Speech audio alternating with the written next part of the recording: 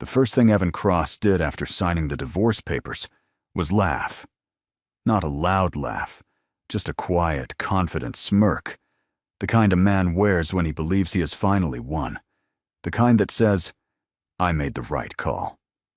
Across the polished conference table, Clara Ashford sat perfectly still. Her hands rested on her lap. No trembling. No tears. No last-minute pleas. She had already signed her name where the sticky note pointed, her pen strokes calm and deliberate. Evan leaned back in his chair and adjusted his Mont Blanc pen like a trophy. "You know," he said casually, glancing at the papers, "most people would have fought harder. But I guess this is easier when you don't have much to lose." Clara didn't respond. The lawyer cleared his throat, eyes darting between them. Evan waved him off, still amused. "It's fine. We're done here. On clean break. No assets. No drama." He paused, then added with a soft chuckle, "Honestly, Clara, I'm doing you a favor. You wouldn't survive my world anyway." Clara nodded once. That nod was all Evan needed to confirm every assumption he'd made about her over the past 7 years. That she was quiet because she was weak, simple because she was insignificant, replaceable because she had nothing of value. He stood, already checking his iPhone, as if the marriage had been nothing more than a meeting that ran a little long. "Send me the final copy," he told the lawyer. "And don't worry, she understands." He didn't see Clara's fingers tighten for half a second. He didn't notice the lawyer hesitate before closing the folder. And he definitely didn't know that the document he'd just signed, without reading the fine print, was the last barrier protecting him from a truth so heavy it would eventually crush everything he thought he owned. Because Clara Ashford didn't walk out of that room as a discarded ex-wife. She walked out as a woman who had just fulfilled the final condition of a sealed trust, one designed to test not her wealth, but her character. And the moment the elevator doors closed behind her, a phone across town lit up with a single message. She signed. Activate the Ashford Continuum. Evan Cross had just divorced the woman who legally controlled the future of his entire world, and he wouldn't realize it until it was far too late. Clara learned early in the marriage that love, with Evan, was never free. It was measured, tallied, quietly converted into a debt she was always expected to repay. At first it came disguised as concern. Evan would sigh after long days at work, loosening his tie in their Manhattan apartment, while Clara reheated leftovers. "You don't know how lucky you are," he'd say casually. "Most women would kill to live like this." He never said with me. He said like this. The view, the address, the lifestyle he believed he alone provided. Clara would nod, guilt forming where gratitude should have been. When she turned down a full-time job offer to keep freelancing, Evan didn't argue. He smiled. Then, weeks later, he mentioned it at a dinner party. "Clara prefers simple work," he joked, glass of wine in hand. "No pressure. Not everyone's built for ambition." Laughter followed. Clara smiled too, even as something small inside her folded in on itself. From then on, every kindness came with an invisible price tag. If Evan paid for dinner, he expected silence when he came home late. If he covered rent, he expected admiration. If he stayed married, Clara was expected to be endlessly understanding. When she asked why he'd stopped inviting her to events, he didn't raise his voice. He simply leaned back and said, "You wouldn't be comfortable there. And honestly, I can't afford distractions right now." She wondered when she had become a distraction. Money conversations were always framed as generosity. Evan transferred an allowance into their joint account and reminded her, gently, often, that budgeting mattered. When Clara bought a second-hand coat instead of replacing her cracked phone, he praised her for knowing her place. Love, in this marriage, was not something Clara received. It was something she earned by taking up less space. Still, she believed in effort, in patience, in the quiet math of sacrifice eventually balancing out.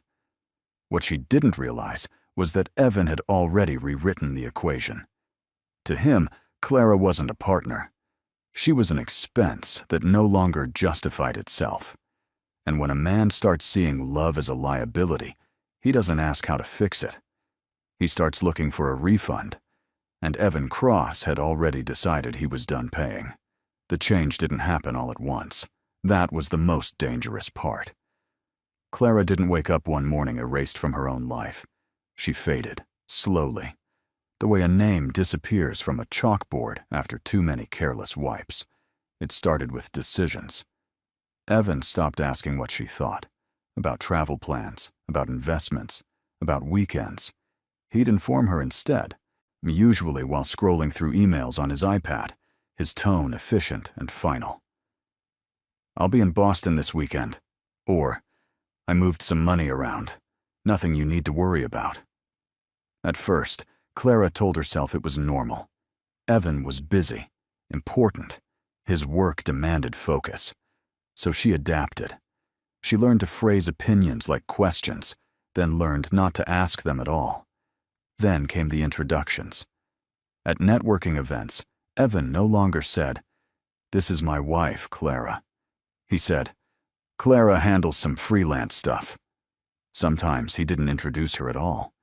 She became the woman holding his coat, the quiet presence hovering just outside conversations about deals and growth.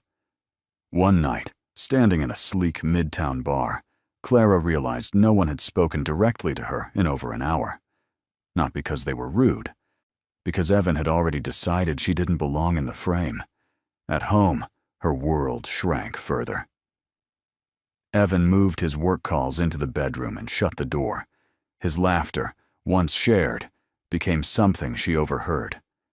When Clara mentioned feeling lonely, Evan sighed, as if she'd asked for something unreasonable.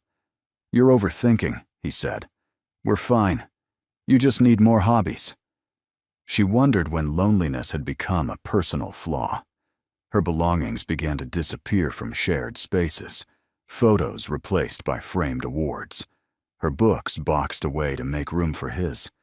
Even her coffee mug, the chipped one she loved, vanished one morning, replaced by a matching set she didn't remember choosing. Clara noticed. She always noticed.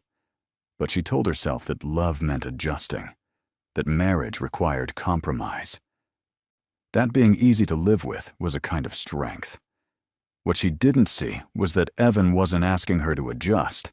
He was making room for a future that didn't include her. By the time Clara understood that she had been quietly written out of her own marriage, Evan had already moved on emotionally. And the scariest part? He truly believed she wouldn't notice, because people rarely fear losing what they've already stopped seeing. Clara didn't go looking for proof. That was the part Evan never understood. She wasn't suspicious by nature. She still believed, even then, that if something was wrong, it would announce itself loudly. She believed truth demanded to be seen. Instead, it slipped in quietly. It happened on a Tuesday night, ordinary in every way. Evan had fallen asleep on the couch, suit jacket tossed over the armrest, and a phone buzzing softly beside him. Clara stood in the kitchen rinsing a mug when the sound repeated, short, insistent, intimate. Not a work notification, a message. She told herself to ignore it, but the screen lit up again, and this time the name was visible. Lena. No last name. No emoji. Just one word, glowing against the dark like it had been there longer than Clara realized. Clara's chest tightened, not with panic, but with a strange sense of recognition, as if a missing puzzle piece had finally surfaced, not dramatic, not explosive, just clarifying. She didn't unlock the phone. She didn't read the message. She didn't need to. Because Evan stirred, half awake, and his hand moved instinctively. Not toward her, but toward the phone. He turned it face down before his eyes even opened. That movement told her everything. Later that night, Evan showered longer than usual. He hummed under his breath, a sound Clara hadn't heard in months. When he came out, his mood was lighter, careless even. He kissed her cheek distractedly and said, "Big day tomorrow. Don't wait up." Clara lay awake long after the apartment went quiet. She replayed moments she had dismissed, sudden smiles at unread texts, business trips added last minute, his irritation when she asked simple questions. None of it screamed betrayal. It whispered it, and whispers are harder to argue with. Over the next few weeks, the name appeared again and again, not directly, but in absences. In Evan's focus, drifting. In the way he guarded his phone like it contained something fragile. Clara never confronted him. She understood something then, something subtle and devastating. If she asked, Evan would deny. If she accused, he would blame her insecurity. And if she cried, he would call it manipulation. So she did the one thing he didn't expect. She paid attention. Because sometimes, the truth doesn't need to be dragged into the light. Sometimes, it waits patiently until you're strong enough to survive it. And Clara was just beginning to wake up. The first time Evan humiliated Clara in public, he did it with a smile. It happened at a rooftop networking mixer overlooking the Manhattan skyline, the kind of event where conversations were currency and appearances mattered more than truth. Clara hadn't planned to attend. Evan insisted at the last minute. "It'll be good for you," he said, already distracted. "Just don't overthink it." She wore a simple black dress, nothing flashy, nothing wrong. At first, Evan stayed close, on his hand resting lightly on her back, like a prop he hadn't decided whether to keep. But as the night unfolded, he drifted toward louder laughs, firmer handshakes, people who mattered more. Clara found herself standing alone near the edge of the terrace, watching city lights blink like distant signals she couldn't reach. Then Evan called her over. "Hey," he said, arms slung casually around her shoulders as a small group gathered. "This is Clara." That was it. No last name. No context. A man beside him smiled politely. "And what do you do, Clara?" Before she could answer, Evan laughed. "Oh, she does a little freelance stuff. Keeps busy." He took a sip of his drink. "She's not really into the whole career race. More low maintenance." The group chuckled. Clara felt the heat rise in her face, but she smiled, because she always did. Because correcting him would have felt like causing a scene. Someone added, "Must be nice, not having that kind of pressure." Evan nodded. "Exactly. We can't all be driven, right?" The words landed softly, but they cut deep. A woman nearby glanced at Clara with something like pity, then quickly looked away. The conversation shifted back to market trends and expansion plans, as if Clara had already served her purpose, as a joke, a contrast, a reminder of what not to be. Evan didn't notice Clara growing quieter, or maybe he did and didn't care. On the ride home, she stared out the window, city lights blurring into long streaks. Evan hummed along to the radio, relaxed, satisfied. "You were really quiet tonight," he said finally, not unkindly. "You okay?" Clara hesitated. "You didn't have to say it like that." Evan sighed, impatient. "Say what? I was just being honest." "Don't be so sensitive." She nodded. Again. But something had shifted, because that night, Clara understood the truth with painful clarity. Evan wasn't unaware of her value. He was deliberately lowering it, one audience at a time. And soon, he would do it in front of the wrong people. Evan didn't plan the divorce conversation the way most people do. There was no buildup, no warning, no heavy silence before the storm. He treated it like an errand. Clara was in the kitchen when he brought it up, slicing lemons for tea, the late afternoon sun slanting through the windows of their apartment. Evan leaned against the counter, scrolling through his phone, his tone casual, almost bored. "I talked to a lawyer today," he said. "We should get divorced." The knife slipped, just slightly. Clara steadied it with her thumb before it could fall. She waited for more. An explanation. A reason. Something human. Evan finally looked up, surprised by her silence. "I mean, it's been obvious for a while, hasn't it?" He shrugged. "We're not compatible anymore. You want simple. I need more." More what? Clara wanted to ask. More admiration? More silence? More people who wouldn't question him? Instead, she said quietly, "When did you decide this?" Evan exhaled, as if she were asking for too much. "Don't do that. It's not about a moment. It's about reality." He gestured around the apartment. "This life, it's not going anywhere." He said this life, not us. A week later, he slid the divorce papers across the dining table like a restaurant check. No anger, no guilt, just impatience. "Standard stuff," he said. "You don't have assets. I'll keep the apartment." "Clean break." He smirked, trying to soften the blow with humor. "Honestly, Clara, you're lucky. You won't have to deal with my world anymore." Lucky. She flipped through the pages slowly. Her name appeared again and again, detached from everything that had once made it feel like hers. 7 years reduced to ink and margins. "You're not even going to fight it?" Evan asked, amused. "Most people would." Clara looked up at him then, really looked. The confidence, the certainty, the belief that she had nowhere else to go. "I don't want anything," she said. Evan laughed out loud. "See? That's what I mean. You never did." He didn't notice her hands were steady. He didn't ask why she wasn't crying. He didn't wonder what someone truly empty might still be holding back. To Evan, this was a joke with a predictable ending. What he didn't realize was that Clara wasn't losing a life. She was shedding one. And the moment she signed those papers, the balance quietly began to shift. The signing happened on a Thursday morning in a glass-walled office that smelled faintly of coffee and printer ink. Clara arrived 10 minutes early. She always did.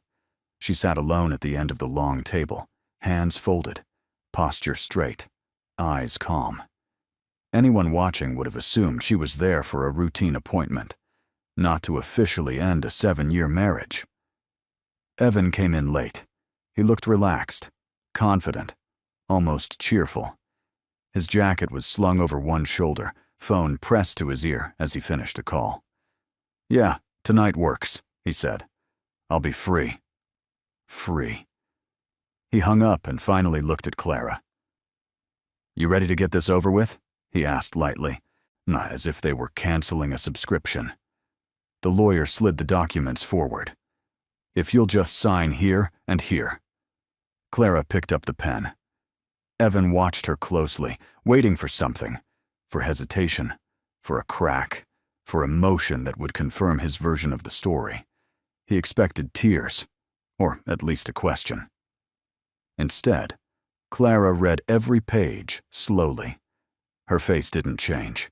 She paused once, at a paragraph Evan had skipped entirely. The lawyer noticed but said nothing. Evan checked his phone again. "You don't need to read all that," he said. "It's standard." "I know," Clara replied softly. Then she signed. No shaking hand, no deep breath, just ink on paper. Evan blinked. "That's it?" he asked, disappointed. "You're really not going to say anything?" Clara capped the pen and slid it back. "What would you like me to say?" He laughed, a short, disbelieving sound. "I don't know. Something. Most people would fight for their marriage, or at least for something." "I don't want anything," Clara said again. The lawyer cleared his throat. "Mr. Cross, you'll need to sign as well." Evan scribbled his name without looking. the motion careless. He pushed the folder away and leaned back, satisfied. "Well," he said, standing, "I guess that's that." He paused at the door. "You'll figure something out, Clara. You always do."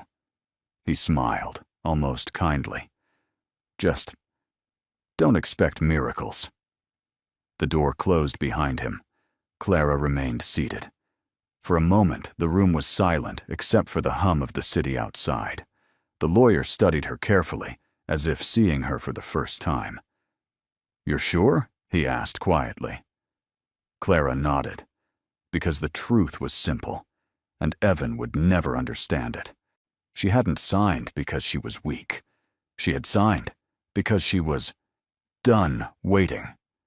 And somewhere far beyond that office, a clock had just started counting down.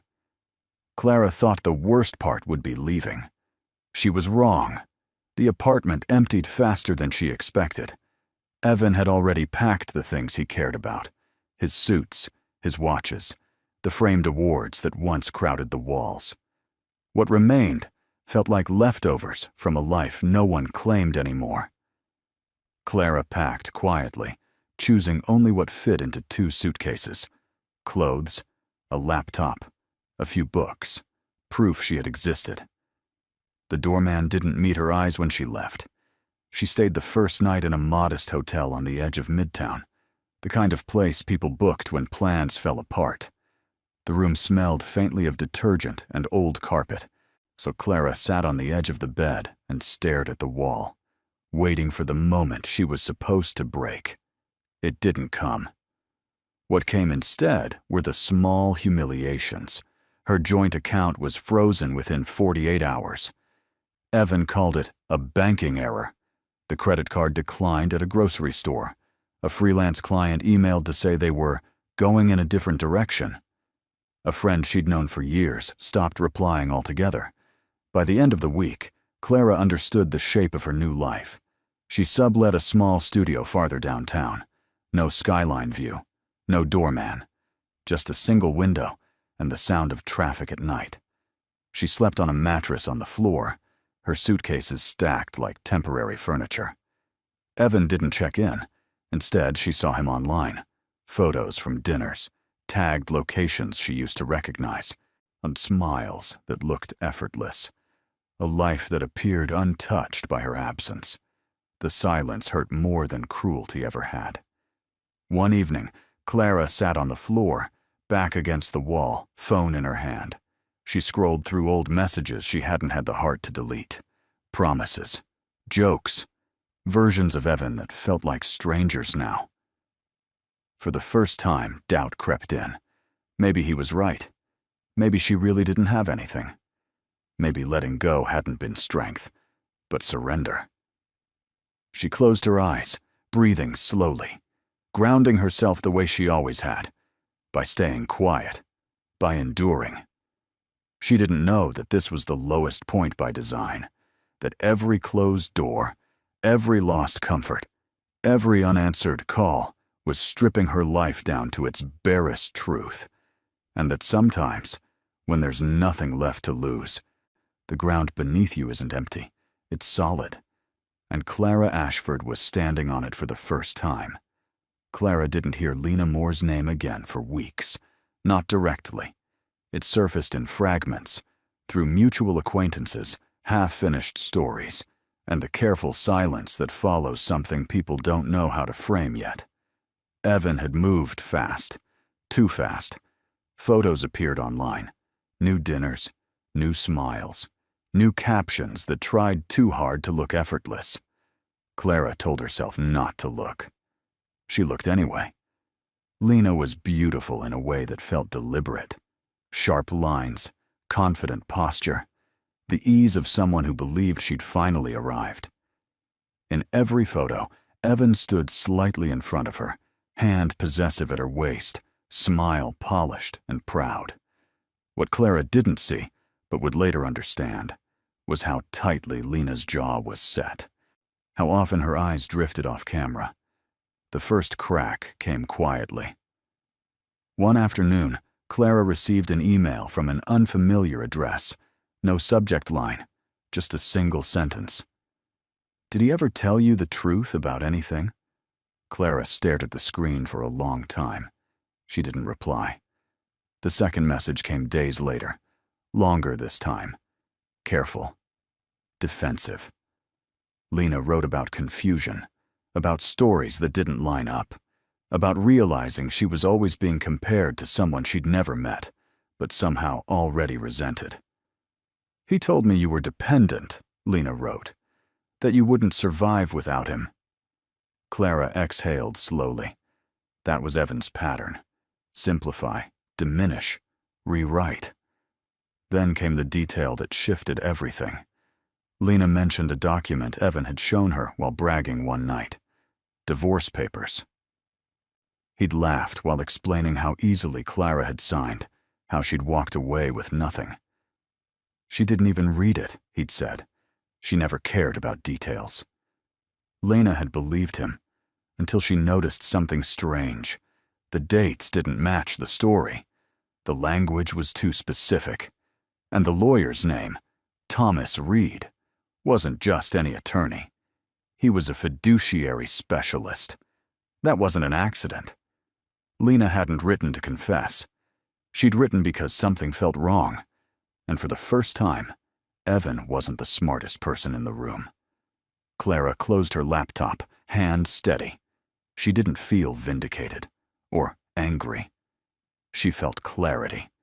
Because when lies start collapsing under their own weight, they don't fall outward. They fold inward, crushing the person who built them.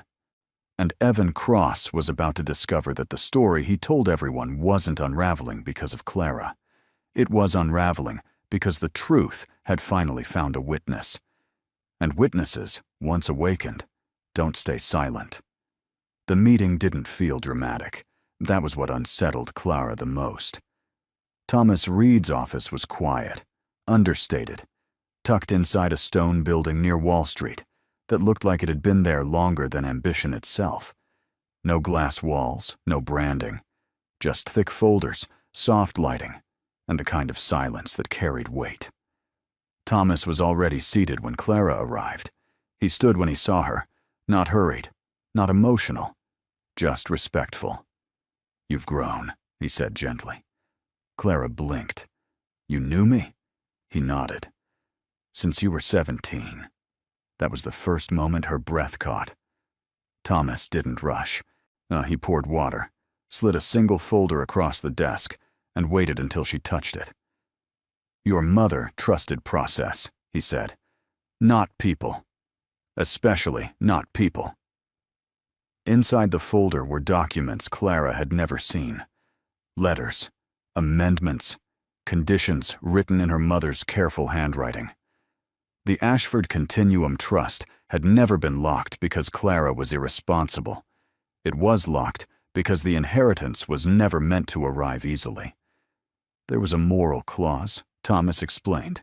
Your mother believed wealth revealed character, but hardship refined it. He paused. You weren't required to suffer, but you were required to choose dignity without knowing the reward. Clara's throat tightened. Thomas continued. Marriage complicated things. Once you married, access paused. The trust could not be activated while your judgment was legally intertwined with someone else's. So I lost everything, Clara said quietly. No, Thomas corrected. You postponed it. He turned to the final page. The trust activates when 3 conditions are met, he said. 1. You live independently of trust resources. 2. You do not use wealth to coerce loyalty. And 3. He looked at her carefully. You walk away from a partnership that diminishes your moral agency, willingly, without leverage. Clara stared at the page. She had done all of it, without knowing, without planning, without revenge. Evan, she whispered, never knew. Thomas allowed himself a thin smile. He assumed silence meant absence. He slid one more document forward. This confirms your status as sole controlling beneficiary. Clara didn't smile, so she didn't cry. She simply closed the folder. Outside, the city moved the way it always had. Fast, loud, indifferent. But inside that room, one truth settled with quiet finality. Evan hadn't taken her future. He had unknowingly unlocked it, and the door he closed behind her would never open for him again. Clara didn't change overnight.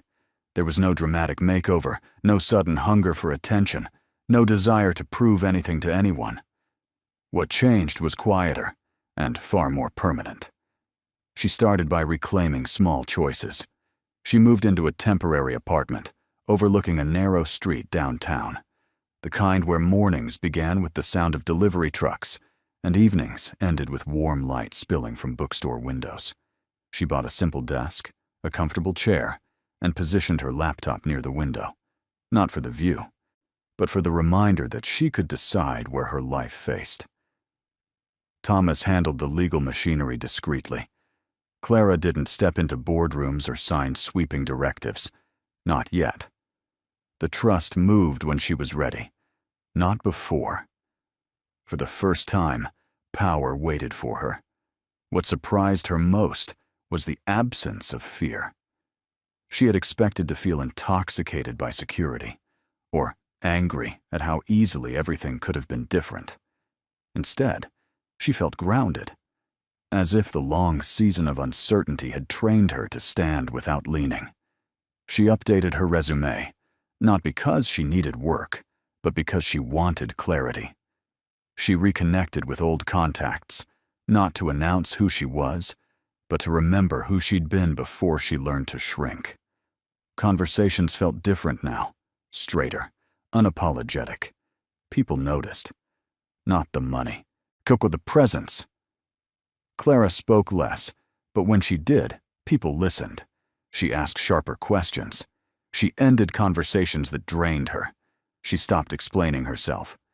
At night, she read philosophy, psychology, notes her mother had left behind, margins filled with reminders about restraint, responsibility, and the quiet burden of choice. Clara understood them now in a way she hadn't before. This wasn't about becoming someone new.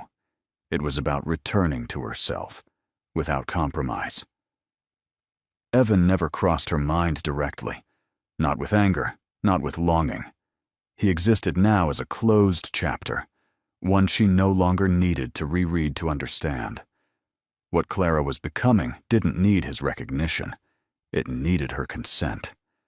And somewhere beyond the noise of Manhattan, beyond contracts and consequences, something else shifted too. Subtle, unforced. The world began responding differently, not because she demanded it, but because she no longer asked for permission to exist within it. And transformation, she learned, doesn't announce itself. It simply makes everything else fall into place. Evan Cross believed he had won. That belief settled in his chest like a warm, permanent thing. Earned, justified, undeniable. The divorce was final. Clara was gone. The silence she left behind felt less like loss and more like relief. No more quiet resistance. No more invisible judgment. No more woman reminding him of the parts of himself he preferred not to examine. His life, finally, looked the way he thought it was supposed to. Lena moved into his penthouse within weeks. She fit easily into the space Clara never seemed to fill correctly, laughing in the kitchen, hosting dinners, or tagging photos online that collected approval at record speed. Evan watched the numbers climb and mistook attention for success. At work, his confidence sharpened. He spoke louder in meetings, cut people off without apology, started dropping hints about a new chapter in his personal life. Colleagues congratulated him, some sincerely, others cautiously. Evan didn't notice the difference. When someone asked about Clara, he smiled indulgently. "We grew apart," he said. "She wanted a smaller life." The way he said it made the story feel settled. Final. True enough. He proposed to Lena at a private restaurant overlooking the river, convinced the gesture would cement everything: his status, his choices, his future. She said yes after a pause that Evan chose not to see. He posted the announcement the same night. The response was immediate. Applause, messages, validation. This was what winning looked like. And yet, beneath the celebration, small fractures began forming. Lena asked more questions than Clara ever had. About finances, about lawyers, about the details Evan brushed aside. He laughed them off, calling her cautious, calling it smart. But her eyes lingered when his answers didn't land. At night, Evan slept restlessly. He dreamed of meetings he was late to, documents he couldn't find, doors that wouldn't open no matter how hard he pushed. He woke irritated, blaming stress, ambition, the cost of being a man with momentum. He never considered that momentum could be borrowed. Because to Evan, this new life felt earned. He had traded down, then up. He had removed the obstacle. He had chosen correctly. So when the first unexpected invitation arrived, embossed and formal, Evan didn't question it. He smiled. Because winners didn't question good fortune. They assumed it belonged to them. And Evan Cross had no idea his victory lap was leading him straight toward the reckoning he thought he'd escaped. The invitation arrived on thick, cream-colored cardstock, slipped beneath Evan's penthouse door like a promise. He noticed it immediately, not because of the name printed on the envelope, but because of what it signaled: the weight, the texture, the subtle embossing that spoke to rooms he'd spent years trying to enter. This wasn't another industry mixer or a charity dinner begging for donations. This was access. "Looks important," Lena said, picking it up before he could. She turned it over, eyebrows lifting. The Ashford Continuum Annual Gala. Evan paused. The name stirred something distant and irritating, and like a word he almost remembered but didn't care enough to chase. "Never heard of it," he said, shrugging. Probably some legacy fund trying to stay relevant. Still, he took the card back and read the details carefully. The venue made his breath hitch. The Plaza Hotel, 5th Avenue, black tie. Invite only. He smiled. By the end of the day, Evan had convinced himself the invitation was proof of his ascent. Someone important had noticed him. Someone powerful had decided he belonged in the room. He forwarded the details to his assistant and told her to clear his schedule. "This one matters," he said. In the days leading up to the gala, Evan felt a familiar rush, the anticipation he lived for. He ordered a new tux, updated his watch, rehearsed introductions in his head. He imagined the conversations, the handshakes, or the moment someone would say his name with interest instead of courtesy. Lena prepared too, though more quietly. She asked questions Evan brushed aside. "Do you know who runs the fund?" she asked once. "Does it matter?" he replied. "If they invited me, they know who I am." That was the lie he needed to believe. On the morning of the event, Evan stood before the mirror, adjusting his cufflinks, confidence settling into place. He looked successful, desired, untouchable. He had no idea the invitation wasn't a reward. It was a summons. Because the Ashford Continuum didn't gather people to celebrate them. It gathered them to observe. And somewhere within the marble halls of the plaza, a seat had been prepared. Not for Evan the winner, or Evan the fiancé, or Evan the man who thought he'd outgrown his past, but for Evan Cross, the mistake. And then tonight, the room would remember what he had chosen to forget. The ballroom at the Plaza Hotel glowed with quiet authority. Crystal chandeliers cast warm light over marble floors, and the air carried the soft hum of money speaking to money. Evan moved through the room with practiced ease, Lena at his side, greeting faces that mattered, or might one day matter. He felt at home here. This was his element. Then the room shifted. It wasn't loud. There was no announcement at first, just a subtle change in attention, like a current pulling every gaze toward the same point. Conversations thinned, laughter softened, heads turned. Evan followed the movement instinctively. She stood near the entrance, unhurried, dressed simply but impeccably. No dramatic jewelry, no statement gown. Just quiet confidence, from the kind that didn't ask to be noticed because it expected to be understood. Clara Ashford. For a moment, Evan's mind refused to place her here. This room didn't belong to her, not anymore, not ever, if his version of the world was correct. He told himself it was coincidence, a +1, a mistake. But the way people approached her told a different story. They didn't introduce themselves. They greeted her. A man Evan recognized from finance shook her hand with deference. A woman he'd once pitched to leaned in, smiling, listening. Clara moved with ease, answering questions without explanation, her presence calm and unforced. Lena noticed first. "That's your ex-wife," she whispered, confusion tightening her voice. "Why does everyone know her?" Evan swallowed. They don't. But even as he said it, he saw Thomas Reed cross the room and stop beside Clara, speaking quietly, respectfully. Clara nodded once. Then the host stepped onto the stage. "Ladies and gentlemen," the man began, voice steady.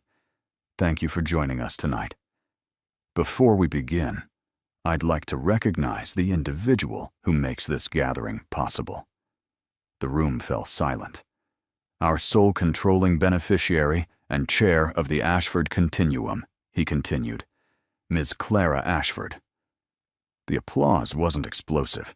It was immediate. Evan felt the blood drain from his face. Clara stepped forward, composed, her eyes scanning the room, passing over Evan without pause. Not avoidance, not anger. Finality. In that instant, the truth settled with brutal clarity. She hadn't come to confront him.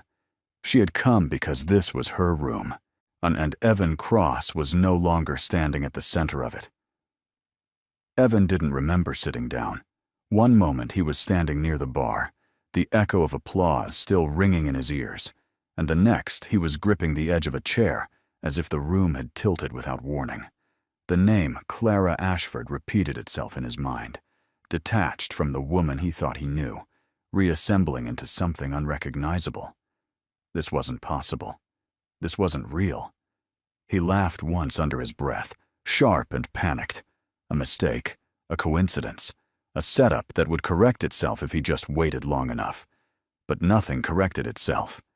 Around him, conversations resumed. Quieter now, charged. Evan caught fragments as people passed. Sole beneficiary. Ashford Continuum. I didn't realize she was so young. Each word landed like a blow, stripping away another layer of denial. Lena sat beside him, rigid. "Evan," she said carefully, "what exactly did you sign during your divorce?" He turned to her, irritation flaring. "Standard paperwork." She walked away with nothing. Lena didn't look convinced. Then why is Thomas Reed here? The name hit harder than the applause had. Evan scanned the room and saw Reed speaking with two men he recognized from regulatory circles. People who didn't attend galas unless decisions were being shaped. Evan's mouth went dry. Memories surfaced, unwanted. The day of the signing. Clara pausing at one paragraph. The lawyer's hesitation. His own impatience.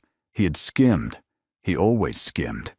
Details were for people with less momentum. A server passed with champagne. Evan waved it away.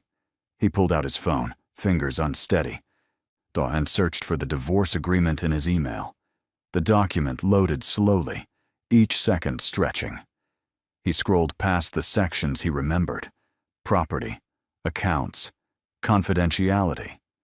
Then he saw it. A clause he had never read. Mutual waiver of present and future claims arising from fiduciary interests, trusts, or beneficial control associated with the named spouse. Evan stared at the words, pulse roaring in his ears. He had signed away any claim, direct or indirect, to anything connected to Clara. Not just money, not just assets, influence, access, protection. The room seemed to close in. Lena stood. "You told me she was nothing," she said quietly. Evan looked up at the stage, where Clara now spoke with calm authority, the room listening the way it never had to him. In that moment, the truth landed with devastating precision. He hadn't lost Clara because she was weak. He had lost everything because he was careless, and the contract he mocked had already decided his future, without his consent. The boy didn't know he was telling the truth. That was what made it impossible to ignore. He stood near Clara's side during the reception, small fingers wrapped around a glass of apple juice, eyes wandering the ballroom with the honest curiosity of someone who had never learned how to pretend. Clara kept one hand lightly on his shoulder, not to restrain him, but to reassure him. He was safe. He was seen. Evan noticed him late. At first, he thought the child belonged to someone else, another donor, another guest. But then the boy laughed, a soft, familiar sound that struck something deep in Evan's chest. He stepped closer before he could stop himself. "That's your son?" Evan asked, forcing casual into his voice. Clara didn't answer right away. She didn't owe him one. The boy looked up instead. "You're Evan," he said plainly. The name landed without accusation, without fear. Evan stiffened. "Do I know you?" The boy frowned, confused by the question. "You used to live with my mom," he said, "before she stopped being sad all the time." The air around them thinned. Clara's hand tightened slightly on the boy's shoulder, not to silence him, but to ground him. She met Evan's eyes for the first time that night, calm, unflinching. Evan swallowed.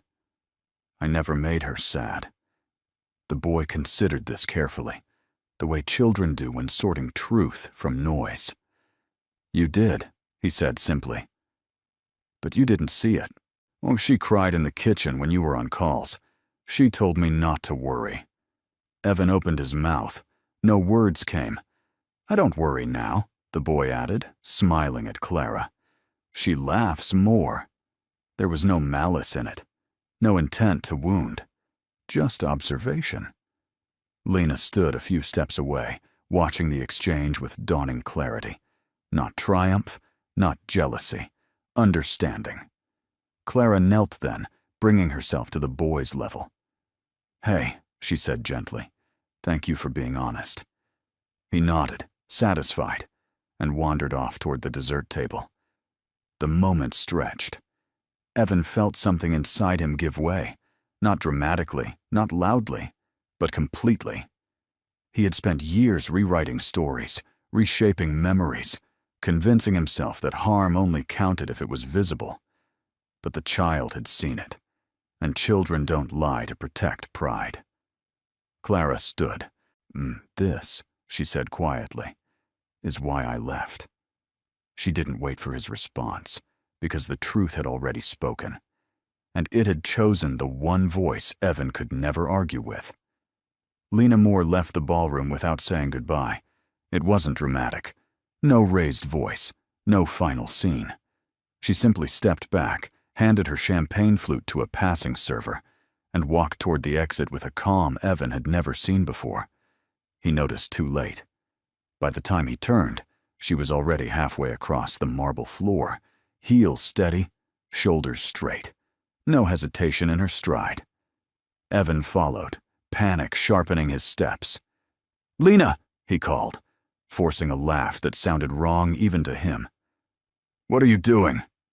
She stopped near the tall doors and turned slowly. "I'm done listening to stories that only work if no one asks questions," she said.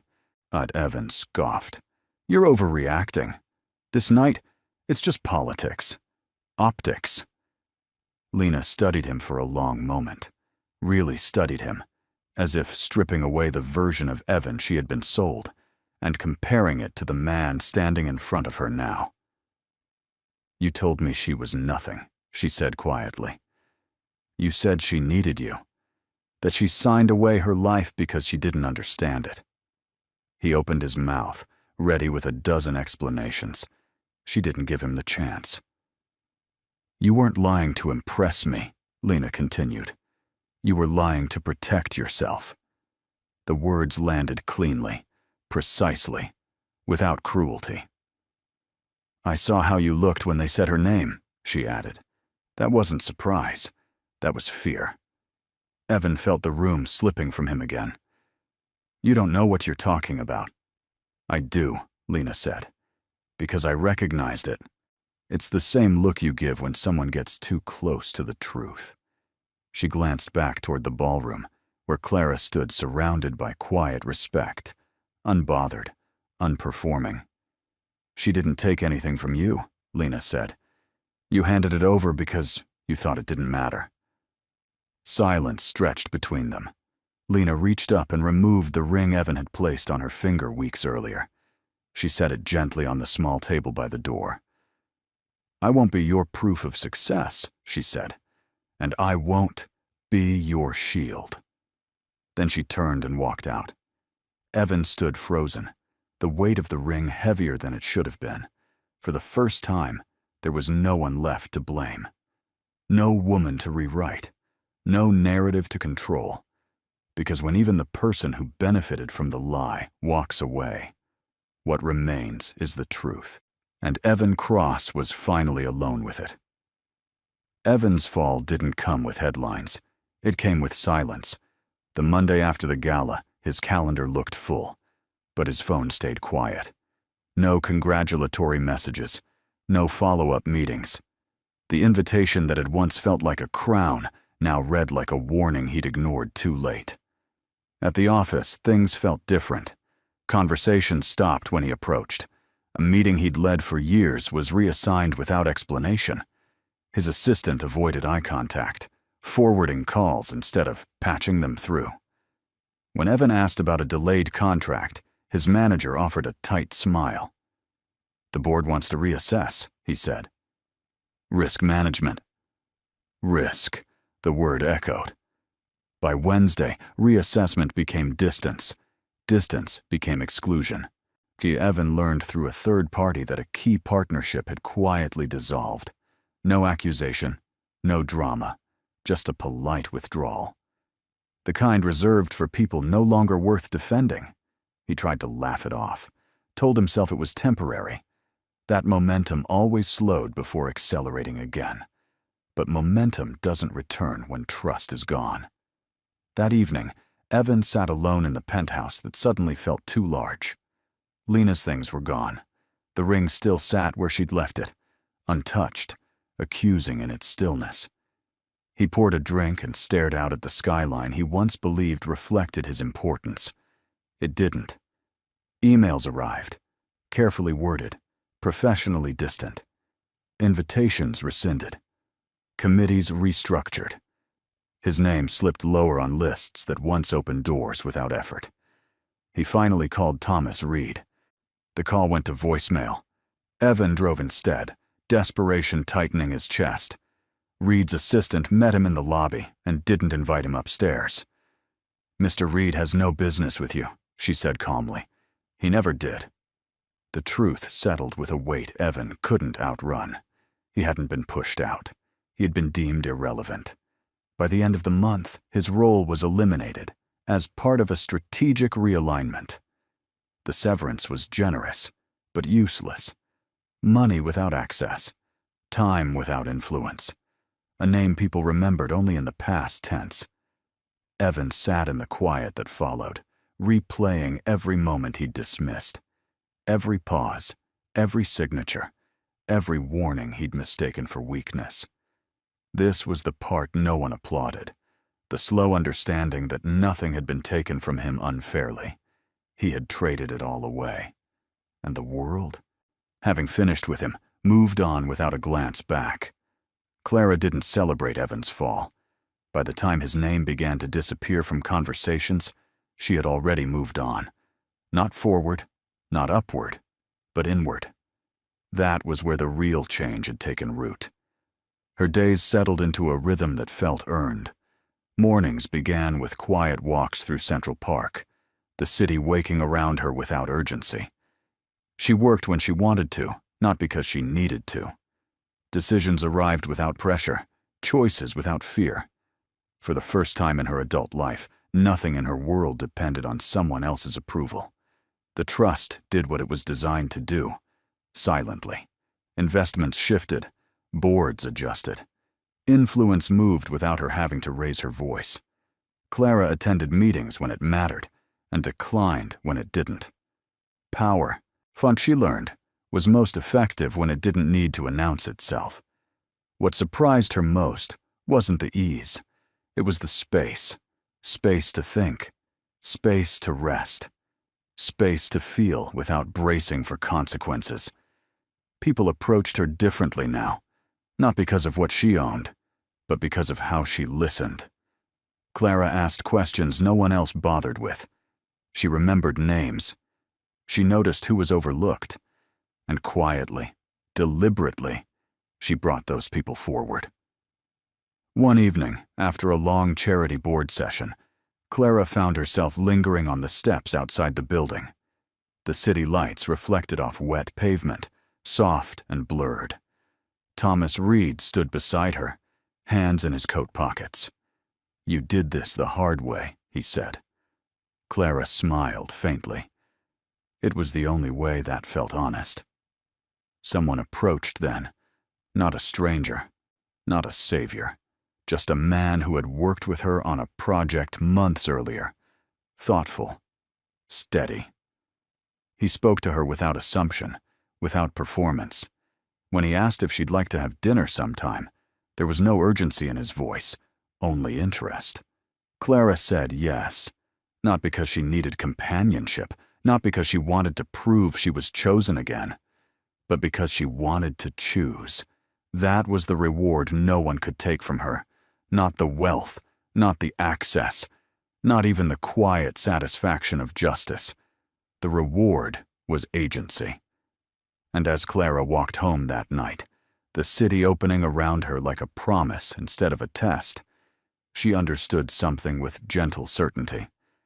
She hadn't endured all of it to win. She had endured it to become free. And freedom, once claimed, never asks for permission again. A year later, Evan Cross passed through Manhattan like a ghost no one noticed.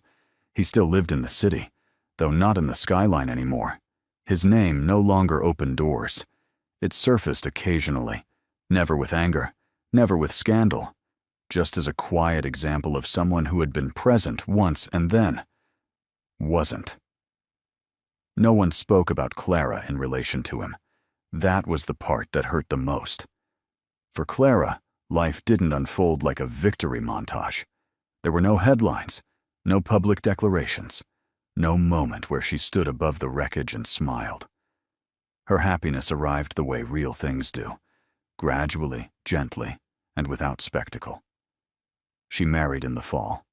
Not a society wedding, not a performance, just a small ceremony near the water, surrounded by people who had known her before the world decided she mattered. The man beside her didn't promise to save her or elevate her. He promised to walk with her, steady, present, unafraid of her strength. That was enough. The boy held her hand during the vows, grinning as if he'd always known how the story would end. When Clara laughed, it wasn't restrained or cautious anymore. It was full, unfiltered, real. She kept her last name, not as a statement, as a truth. The Ashford Continuum continued its work quietly, funding education, restoring systems, supporting people who would never know her face. Clara never needed them to. Legacy, she learned, wasn't about being seen. It was about being consistent. On a cold winter morning, Clara stood by her apartment window, coffee warming her hands, watching the city stretch awake. Her life felt balanced now. Not perfect, not protected from pain, but chosen. And somewhere across town, Evan scrolled through old photos he never deleted, not out of longing, out of confusion.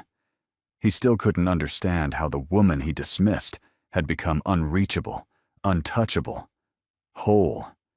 The truth was simple. He had mistaken silence for emptiness, patience for weakness, love for dependency. And by the time he realized the difference, the story no longer belonged to him. Clara closed the window and turned back into her life. She had nothing to prove, no one to convince, no past to outrun, only a future she had earned, piece by piece, choice by choice. And that was the ending he could never touch. And so the story comes to a close. Now let me ask you something, my friends. Are you still here with me? If you've stayed until this moment, then something in this story touched your heart in a quiet, personal way. Maybe it wasn't the wealth or the revenge or even the ending. Maybe it was the silence, the patience, the way Clara chose dignity when no one was watching. There's a lesson here that reaches far beyond drama. The Stoic philosopher Marcus Aurelius once wrote, "You have power over your mind, not outside events. Realize this, and you will find strength." Clara didn't win because she fought louder. She won because she refused to let bitterness decide who she became. She focused on what she could control, her character, her choices, her integrity. Life doesn't always reward us immediately. Sometimes it tests us by stripping things away, asking whether we can still stand when no one applauds. And as Epictetus reminded us, first say to yourself what you would be, and then do what you have to do. Healing begins the moment we stop proving our worth to people who never planned to see it. If this story resonated with you, if it mirrored a chapter of your own life, I invite you, gently, to like this video, share it with someone who might need it, and subscribe to the channel. These stories are for you. And if you're still here, maybe it's because you're stronger than you think, and your own ending is still being written. Before we end, we want to gently clarify something for our viewers. This story is a work of fiction, created for emotional storytelling and reflection. While the characters, events, and situations may feel realistic or familiar, they are not intended to represent real individuals or specific real-life cases. Any resemblance to actual people or events is purely coincidental. The purpose of this narrative is not to present financial, legal, or personal advice, but to explore human emotions, resilience, self-worth, consequences of choices, and healing after difficult relationships. Stories like this are meant to inspire thought, empathy, and personal growth, not to suggest that life always unfolds in the same way. We encourage viewers to take the message that resonates with them on an emotional level, while understanding that real life is complex and unique for everyone. Thank you for watching with an open heart and thoughtful mind.